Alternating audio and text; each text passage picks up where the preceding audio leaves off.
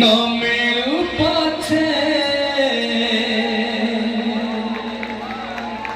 মো ভাগ্যরে টিকিয়ে শুভ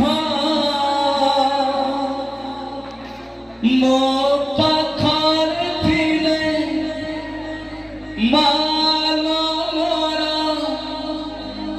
হজারে লাভ।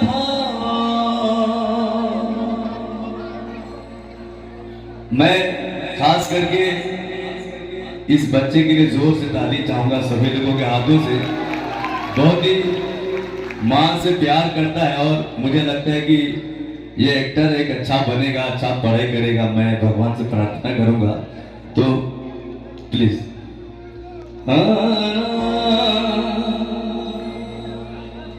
तो